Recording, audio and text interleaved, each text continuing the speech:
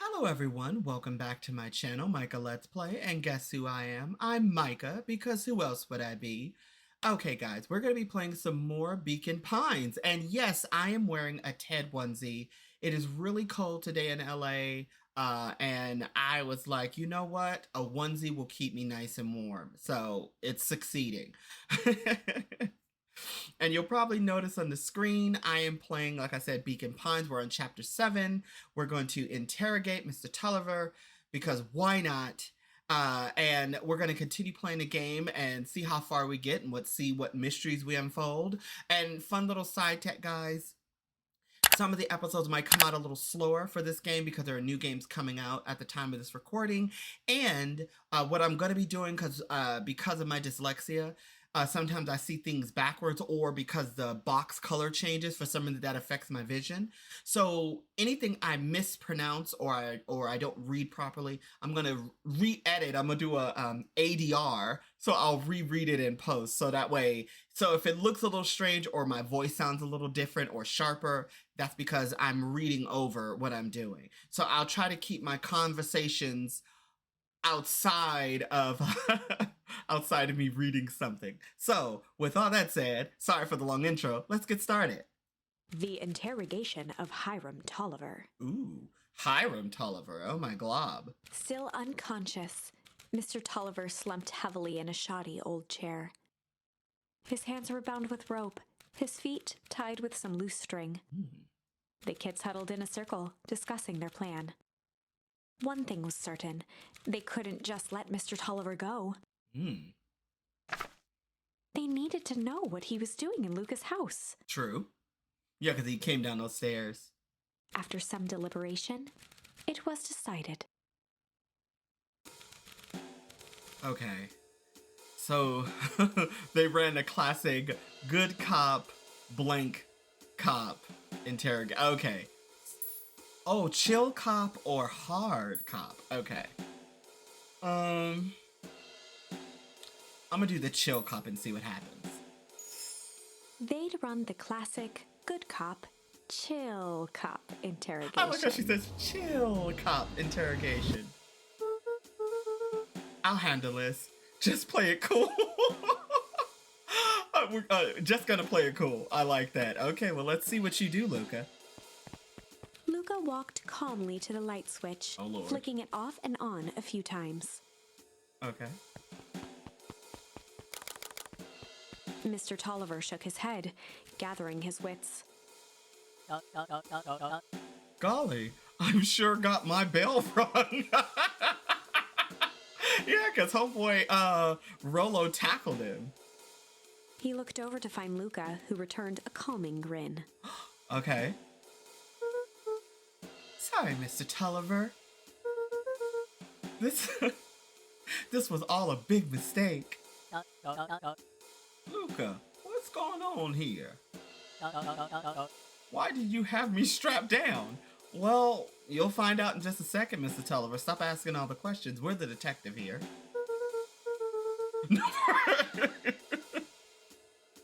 No one's fault, really. Rollo just got a little startled. Well, see? Yeah. So Rollo got a little startled.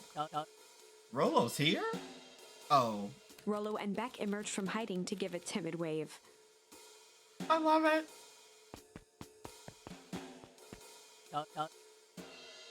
Well, all right. Mistakes happen. You kids gave an old Harold a good scare. A good scare. I like it. I like where this is going. Let's just get me out of these ropes and call it even. Well, that sounds Luca fair. glanced over to Rollo and Beck, who replied with skeptical looks. Uh-oh. Mr. Tulliver, why are you in my grand's basement? That's the question of the century. Okay, let's go. I'm here to help, of course. And he's sweating and shit. Help with what?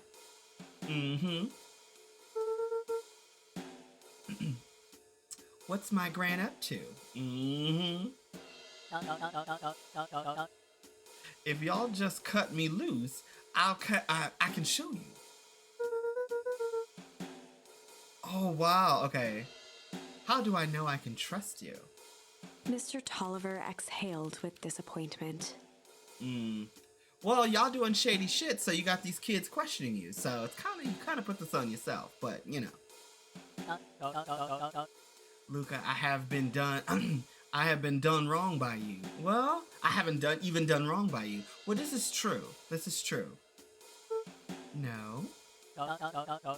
And since your grand moved to town, haven't I been nothing but welcoming?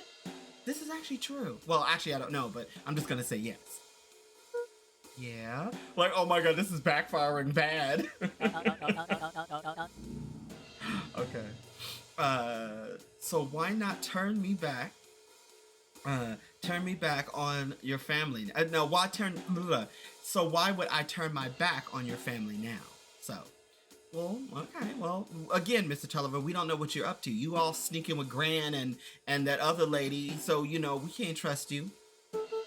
It's just all of the stuff seems pretty weird. That part. A band of names. A board of names of people from town. This is true.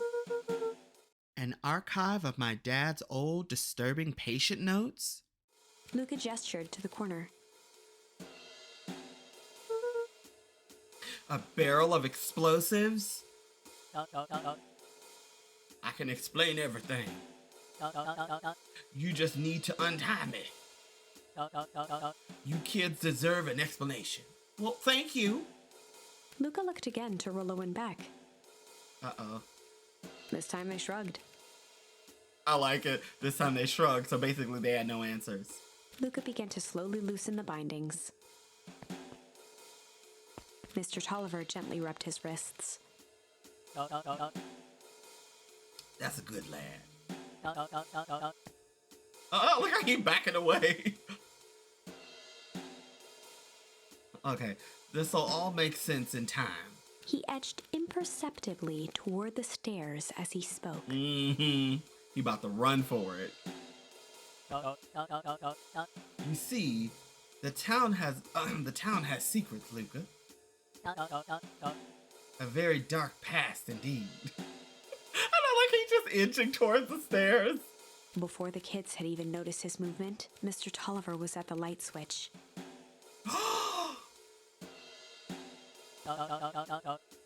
Oh my god, a past that must be brought to. He punctuated his final words by flicking the switch and rushing up the stairs. Lights. Oh, a dark secret that must be brought into the light. Okay. And he boned out. Sorta. Son of a. Beck darted to the wall and turned back on the lights. It was too late. He gone, y'all. Rollo confirmed what they all heard.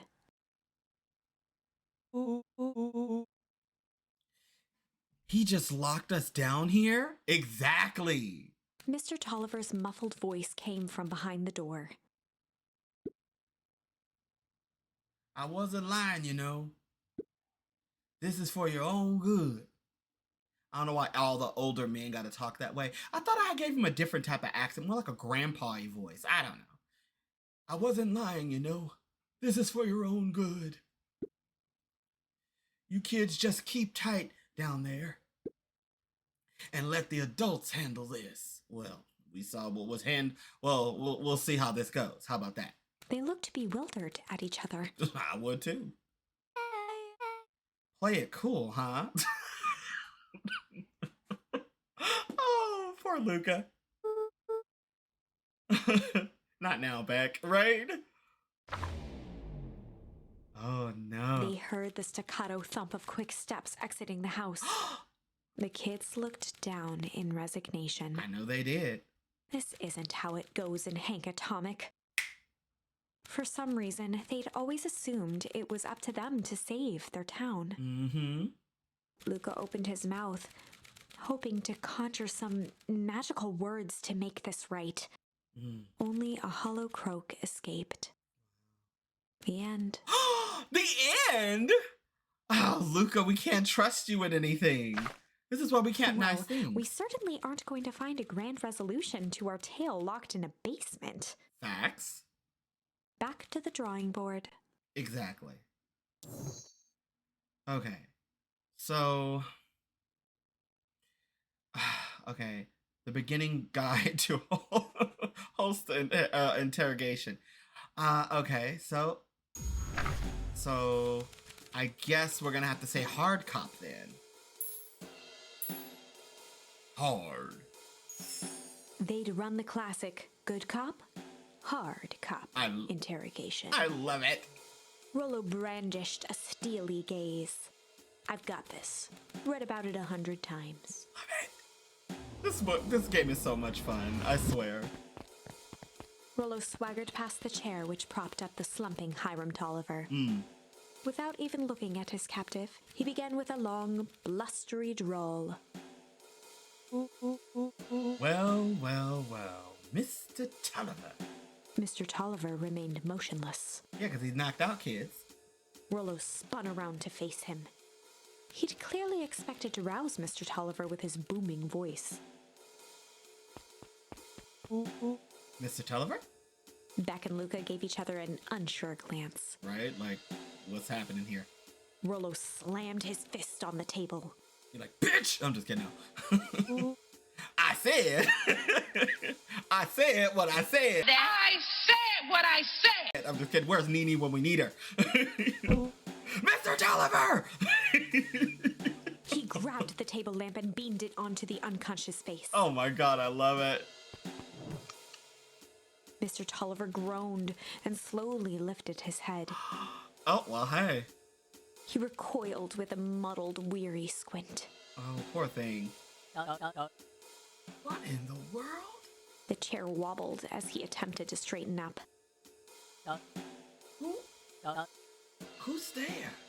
Mr. Tolliver could only make out rough shapes through the glaring light. With a gruff tone, Rollo hoped to both conceal his voice and intimidate. So basically, I'm Batman. I'll be asking the questions here, punk. Oh, hold on now. Let's just calm down. Oh, I'm calm. Calm as a carrot in dirt. I love it! Calm as a carrot in dirt. I support this. As for you, looks like you're sweating. Well, basically he is. It's on the drawing. The doubtful expression on Beck and Luca's faces transformed into awe. Right? Because Luca, we tried to play cool cop and baby, you weren't cool enough. We can see that we can do this my way, or... well, let's just say I've never needed to go any other way, another way. Rollo, hitting his stride, was now channeling every detective trope his memory could recall. I love it. He slammed the table again. Bitch! I'm just kidding. No. Now dance!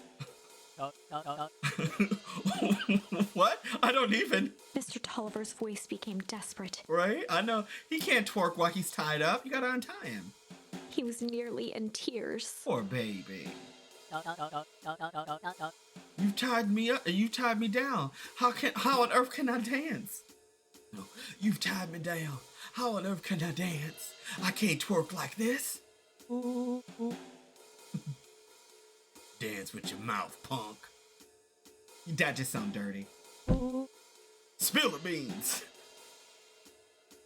Spill the beans, damn it. What are you doing poking around this house? I'm here to help Juniper. I'll make sure everything is ready. To make sure everything is ready. Oh, sure. So you're in cahoots with Gran? Gran? Mr. Tolliver was in a daze, now more confused than ever. Exactly, because you slipped up. You slipped up. You said Gran. He's gonna figure out you're not who you say you are. Rollo! Gonna help her blow up the festival, huh? Blow up the festival? Good Lord. He shook his head, feeling more and more dizzy. His voice is changing to British. I don't know. No. You've got it all wrong. Oh, I like it. Where is she now? So basically pulling off a Batman. And if that hurt your ears, I'm super sorry. She's headed to the source. Source? Oh, source? What's the source? It's where... His voice faded to a whisper. Oh my goodness, I love this. The town began. Where it all began. It all began as an ordinary day in September. An ordinary day in Raccoon City. I'm just kidding, no. Where's Jill when I need her? Where is the operation? Oh, what is the Operation Sparkplug? With that, Mr. Tolliver passed out cold.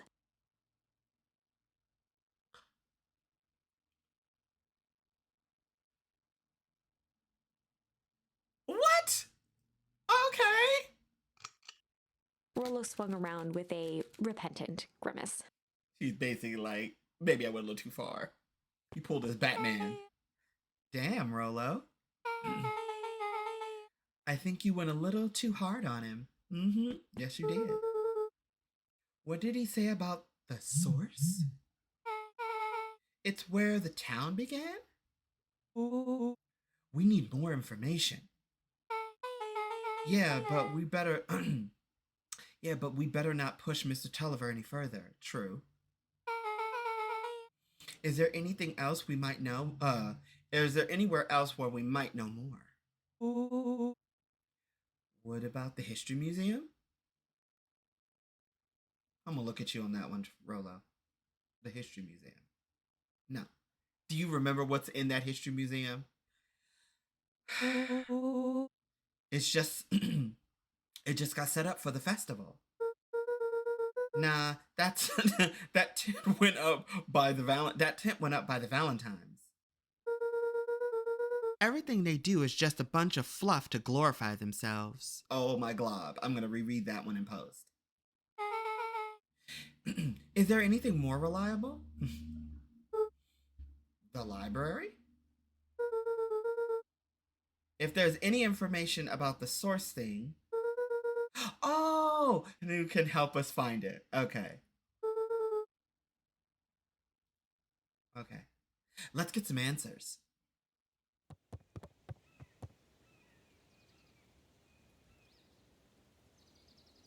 Oh, I guess I'm so... I was so wrapped in this story. I was like, oh, right, we have to move.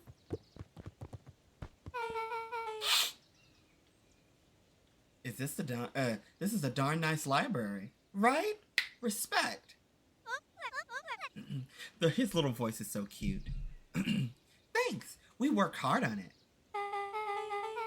Aren't you a little young to be a librarian?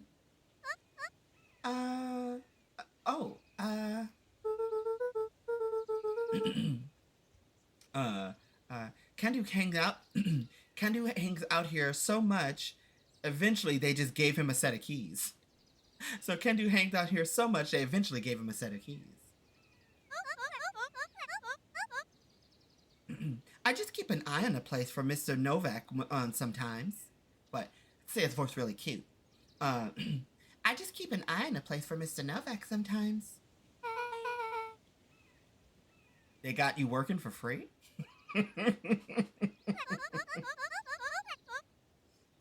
It's quiet, and I can access all the books I can read. What more can a person want? There's a lot more, baby, but because you're cute and you like books, we're gonna leave it at that. Fair enough. Exactly. What can I do for you all? We need a favor. All right, tell me. I already told you, Rollo. Oh my God, I'll read that over in post. I can only put you.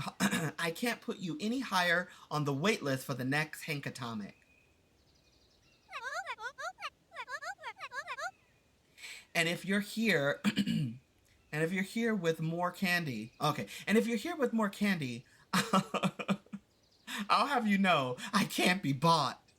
I mean, really? Really? What kind of candy are we talking about? Are we talking about crunchy chocolate candy? Or are we talking about that sweet, gooey, like gummy candy? Like, you know, that's fruity. Like, what we talking about here? I mean, you just don't want to throw away no candy like that, son. Like, you know, we gotta consider the value of what we're getting, right? I'm just saying. Is it me?